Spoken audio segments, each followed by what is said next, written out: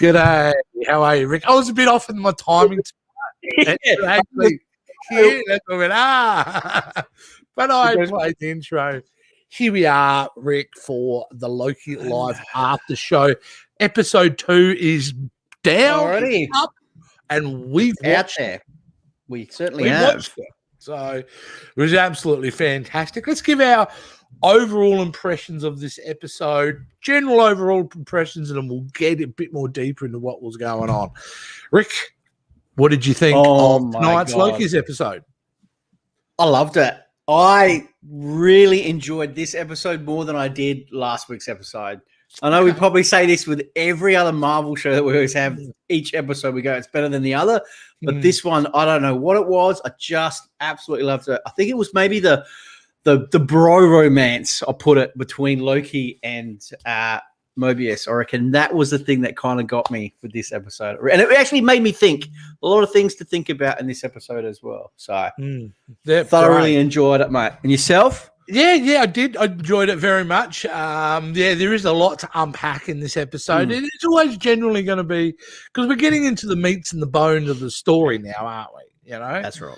Yeah. So we're starting to get an idea what this show is kind of really about and how it's kind of going to work. But I do agree with you. I thought the energy, the buddy cop kind of partnering up vibe that was going on, and there was a few surprises in here. And again, they're really there's a lot to unpack to how this whole system works and the time variances and all that kind of thing. So no, I loved it. It was a good episode. Certainly we're starting to get a real feel for what the show is, and I really dig it. So I don't know what more to say. I know, because it's such a great show. Let's get moving into the episode a bit more and have a look. But the show opens up. The show opens up, which I loved in 1985. I absolutely love that. Opens up at a fair, which medieval fair, which I thought was a bit of a blast. So, but the TVA's turned up. Something's going wrong in the time stream. And they go into this kind of tent thing, don't they, in there, which I thought was and we hear a voiceover, which sounded like Loki to me, a voiceover. Through the speakers. But what we do see, which, you know what, I don't know if I've ever seen this before from the Loki that we had seen, was he touched this girl on the head and then kind of took her over. As you can see here, if you could kind of see her eyes go green. Yeah, they're kind of, she's like possessed. I mean, it doesn't look green there, but they were definitely green. It looks possessed. So, she takes over, starts kicking the rest of them backside, which was pretty full on. So, very cool. And then we kind of got that silhouette again of Loki. So, we've definitely,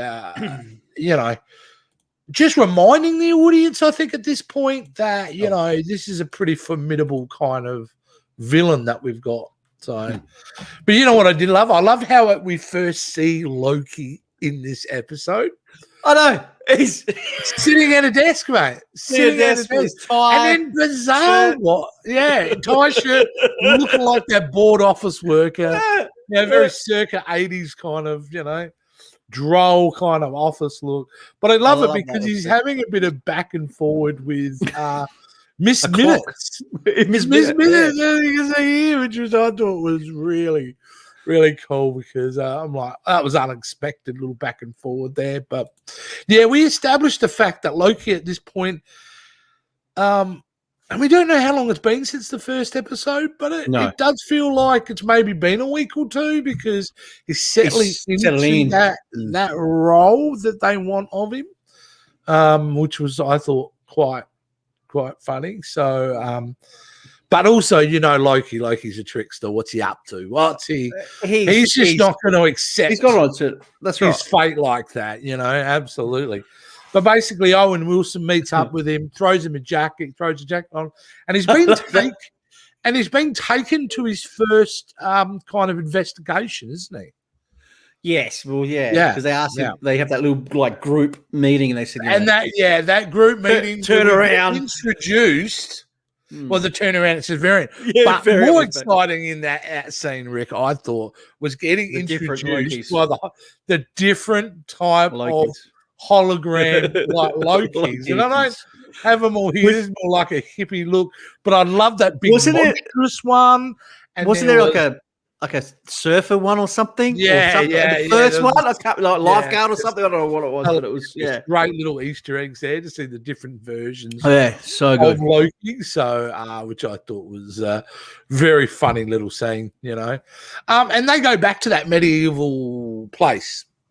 Yeah, and it's there where Loki.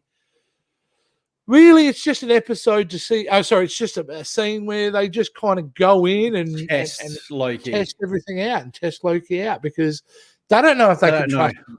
That's right. They don't.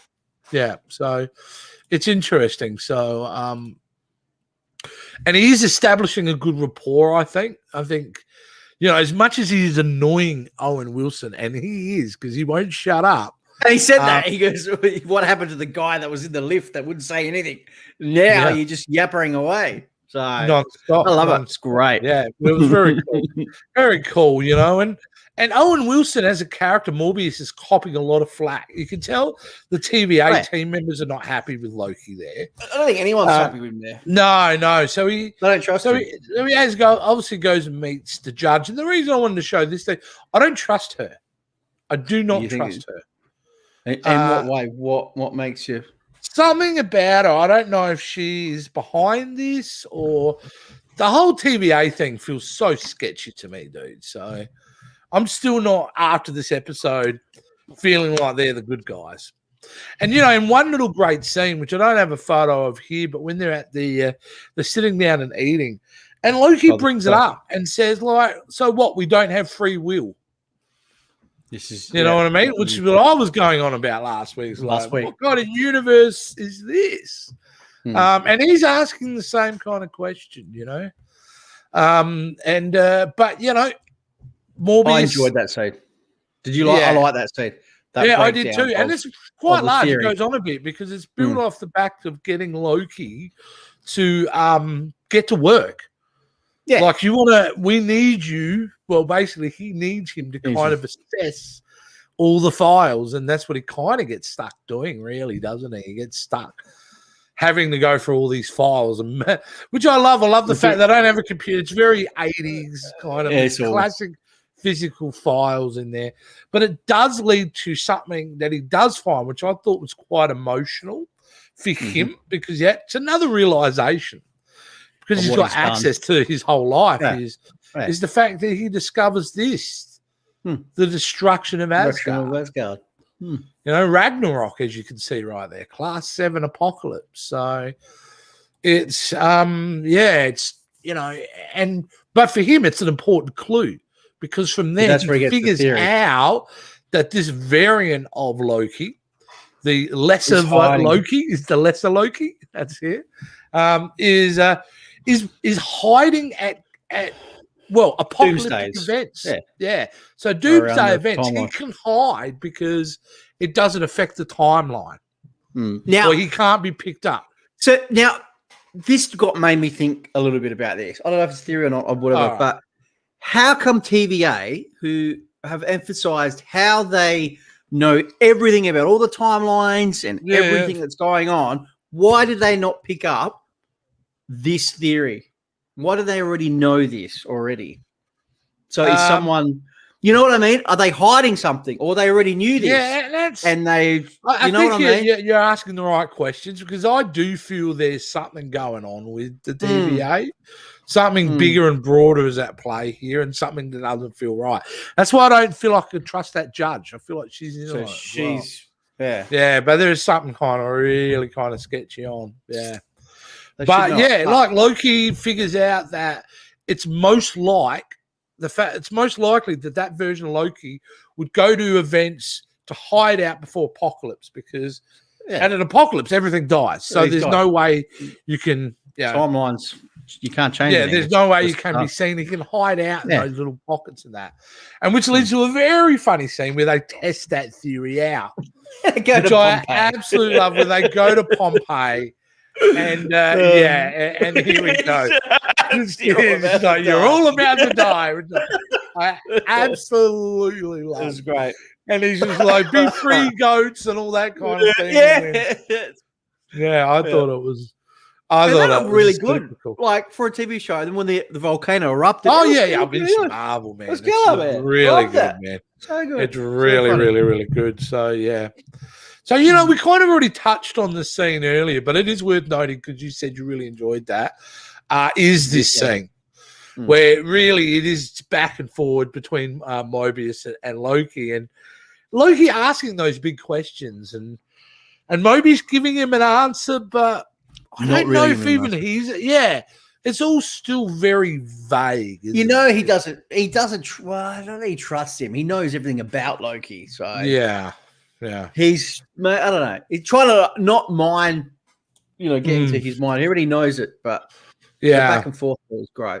So. 100%. It's really good, and they're building on that relationship because it's not now about trust. Like it's about them building trust. I mean, how do you build a trust relationship with Loki? And he says, if you've literally stabbed 50 people in the back, well, I won't do it again. I won't do it again. Yeah, you cannot be trusted. But yeah, but I got a sense of when he got the jacket. Going back to that, Bruce, when he got that jacket, he kind of felt that he was part of something. This jacket, I don't know. I think. Yeah, when he put that on for the first in the beginning, Loki. I don't know. I just kind of get that sense that he kind of felt that he was part of something. I feel like he was playing the role mostly. Again, he's got his own agenda, and his own agenda. And as you know, for the episode, he is very focused on meeting with the lizard people, as he calls them, who did the he wants to meet with them, and that's his trick because he. And Owen Wilson calls it out. Well, what do you think you're going to do? Take over the TVA? Is that then what? You know what I mean? Which is pretty crazy. So, but after they do that experiment, Rick, and they kind of prove that this is possible, with a little bit more research, they kind of find a likely scenario where this variant of Loki might be hiding. And is based around an apocalyptic event, and this apocalyptic event is a hurricane which happens in 2050. So, which is interesting that we actually go forward in time for this next scene, which is a big scene. It's probably like the last 10-15 minutes of this episode is built at the Rocksmart, I think it's called. Rocksmart. So, boom. It's good. It's the Rocksmart. So as you can see here, it's the beginning of the hurricane. It's actually, it may not be able to make it out there, but it is a coastal beach little community by the looks of it. So, it's boom. It's hurricane time. So away we go. And, they're into this giant kind of Costco kind of, I don't know what you want to call it, giant thing there. And, we kind of get to see the plot being played out. What the villain was trying to do. Yeah. And they did that transferring from different people that were survivors that were already in there, Yeah, so they're in the survivors there. This is where this variant of Loki's hiding out. So they split. They split up, absolutely. But the thing is, she has got those little time. What are they? They're kind of little vials of some sort of magical, whatever, cosmic thing where it eviscerates that timeline. That's how they clean up after themselves. But this variant of Loki's been collecting them, and it seemed to have set them up within there. And we get this really cool scene where we see this version of Loki. We don't actually get to see them, but we get to have a great scene with them because they keep transferring their consciousness body to body. From body to body. Now, which is, this is what gets me. Loki's powers, right? Yeah. Did they give back his powers just for this trip? Because he used them a little bit. I know he can't use it in the TVA, I may be wrong Right. here. I'm sure someone could throw it in the comments if I am wrong. Just, But I'm under yeah. the impression when they are in a time period, when they're in the TVA, he can't do jack shit. But That's once correct. he's on Earth in a time period, he can. He can. Okay. Yep. Yeah. And at the moment, I mean, like Owen Wilson says earlier, why is he gonna why run off or try to cause trouble at this Because point? we know. Because he knows he's going to end up in the back same place, doing the same stuff. So he can be trusted in that sense because he's so self-aware now that there's nowhere else for him to go. There's no trick that is in his up his sleeve that's going to get him out of this little scenario he's in. But yeah, that's great because we get to. There's a great little fight scene in there with Loki getting his ass kicked by that giant guy. Yeah. The great little scene with the Randy version of Loki, which is really cool. Oh, I like Randy back. yeah. But what I really want to get to, and I think probably is the big shock of this episode, is when we do get the reveal of this variant of Loki. Shockingly and surprisingly, it's a female Loki. Which is awesome. So it's a female variant. Which is great. You know, she seems to be the one who's setting this up. So absolutely Sophie fantastic. DiMartino. That's who it is? Sophie DiMartino? Never heard of her. No. Never seen her before in my life, Rick. And usually I do, you know, I do get a Lady Loki, which is good. Which is something that's been in the comic books. And I thought it's interesting because it's a way to kind of introduce the audience that there are female versions of some of the Asgardian heroes because we're getting Lady Thor coming up, aren't we? In Thor Love and Thunder next year. So, yeah. But so we get the reveal of her. But, mate, what I don't know is, you know how she set off that bomb with all those vials of stuff that resets the timeline? They all went through these little boxes and they disappeared. Like Gateway or something just disappeared, like the bigger version of what they go through. Yeah, and so then we get shown an office scene where we see the timeline just get split everywhere. So this version of Loki is trying to... She kind of says it's not about you. Doesn't she? No, yeah. One of the lines she goes, it's not about you, is that she's trying to end the whole thing. That's what I think. I think the true villain is the TVA. I don't think she's a villain. In a way. I think they're the villainous, but there's got to be more. There's got to be more to that. The other character, what was her name? C20, the agent C20. And then remember when they found her and she was like shivering and hovering back and she's going, it's real. It's real. There's got to be something. There's obviously something there. Something there. You know, well, we'll get to this. Why did she keep her over everyone else that she's killed? They've kept her for some reason, whatever. Yeah, they kept her for some reason. That's right. Normally, it would be a dump and run kind of. Yeah, away you go. Fascinating stuff, though, Rick. It really is. It's definitely, so different. You know, if someone says to me, explain the show, and I'm finding it hard to explain parallels, but it does feel like a bit of Doctor Who mixed with a bit of Brazil, mixed with a bit of David Lynch, mixed with it's just this really weird, interesting mix. And it's not even like it's following a standard.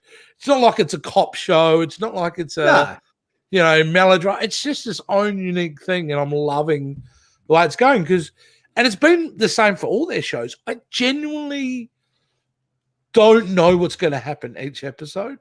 No. You know, someone, like you, dude, we've watched a million things a million times, right? So at this point, I pretty well could read a situation in a movie. But here, but in these shows, I can't, which is really exciting. I absolutely love it. So, no, it was a great episode. Really cool. Very happy with it. I think they're on a winner here. They're on a winner for sure. I've heard that. I think the question begs is how does this end? And how does this tie in to some of the big Marvel event? Because Phase 4 is its own kind of Marvel event, isn't it? I mean, which is the multiverse. That's right. In comic book kind of speak, you'd get these major events occasionally, Crisis on Infinite Earth, Secret Wars, the Infinity Gauntlet, all those big kind of massive events, Civil War, all these events, and I think that's what the multiverse is for Marvel's films, is that kind of culmination of an overarching kind of threat. So it does kind of beg the question, and it won't directly, but they will allude to it as they generally do. How does this tie into the madness of the multiverse? It almost kind of says to me, for that to work, does it imply that Loki? I mean, that TVA can't exist, right? So in a way, you can kind of read what's going to go on, because it's like, well, how does that work? You know what I mean? Like, because clearly then Doctor Strange is involved in cleaning up or getting to the bottom of why this is happening. Yeah. So do we and I know they work. Do we see that little bit of a crossover? Do we see it? We had theories that was going to happen in some of the other shows, and it never did. Maybe it doesn't have to be Doctor Strange, but maybe Wong. It's just someone in that Benedict Wong, from that kind of side of it, just to tie these two together. But and where did Loki go? Well, at the end. Well, we talk about Doctor Strange, but what comes before it is Spider-Man this year. So could there be some sort of Spider-Man tie-in? So because you've got all the different villains. Yeah. Did I told you my theory what the title really means about Spider-Man No Way Home? I don't think we're going to get Andrew Garfield and Tobey Maguire anymore. Here's my quick theory on this one, guys. I know it's not Loki. My theory is No Way Home is talking about the villains. So because of the rupture of the multiverse, all these villains from all these different timelines and stuff start appearing, and Peter Parker has to deal with it. So in my mind, No Way Home is about the villains trying to get home. So it's not necessarily like it will be them fighting Spider-Man, but essentially they're also just trying to get home. Because we know Alfred Molina's been cast. We know Jamie Foxx is in it. We know Doc Ock is in it. William Dafoe, sorry. And Green Goblin. You've got all their kind of villains. So that's where my theory is. Electro, they're all there. So maybe the tie-in isn't in with Doctor Strange sequel, but is more in with Spider-Man No Way Home, because that's the next thing that we will see. That will most likely deal with the multiverse, but then again, we don't know with Miss Marvel and She-Hulk what that's all about. I doubt very much whether those shows will deal with that. I don't think they're probably, but. Yeah, I don't think good theory, mate. Time will tell, but that's a good theory.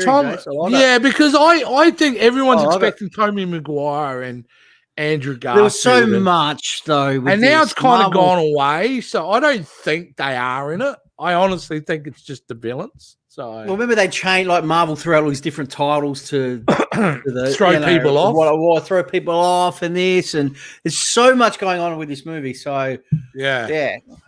Who knows? I don't know. But good theory. And I suppose that's what I wasn't expecting out of this show, is that this show has a major key role in this overarching threat of the multiverse. So, and we know also Ant-Man and the Ant-Man and the Wasp: Quantumania will be dealing with the multiverse on a quantum level.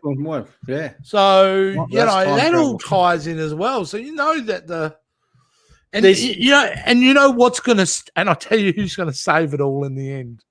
All right, over all the arcing films, the way to end this is the smartest man in the MCU be the one who can figure out how to stop all that, and that, of course, you know where I'm leading to this, and it'll be the entry of the Fantastic Four, Dr. Reed Richards. Dr. Reed Richards will be the guy who is able to come up with something to save the multiverse. So we'll check in about 3 years' time and see if I'm 3 years. Go back to this video, check it out, and check it out in 3 years' time. There you go. Shit, I'm serious. I reckon that's what it is. I reckon it's because it seems that all these things are happening within that. like all these movies seem to be, except for a couple, of course, seem to be dealing with the multiverse. You know, and It's actually, definitely Rick, where they here's a stream of thought idea. What if they use the multiverse as a way to deal with Black Panther death? Well, I don't know exactly how you could do it, but because that's going over the movies, somehow the multiverse gets rid of, you know, because I think about that too. How are they going to do this? Like, how are they going to? That's a big question. Like, what's his on death their own. scene? Like, how do they explain how he died? How do they do it without being, respectful and everything else? So how do they incorporate that with the rest of the movie? So well, you know, I know I'm kind of going off track here, but as we know, we've just experienced over the last 10 years, they do this shit. They lay seeds, which they harvest 3 or 4 years later. That's right. That's what they do. And they do it damn well. And they do it damn well. Well, that's it, Rick. We're done for the live after show, episode 2 of Loki. Coming up this week, we've got Friday night, our retro review. Yes, that's going to be a good one, mate. We're going back to 1984 to revisit Ghostbusters. Wow. Which is super exciting. Yeah. So that's coming up Friday night. And, of course, next Wednesday night, same time, 7:30, we'll be doing the episode 3 of the live after show.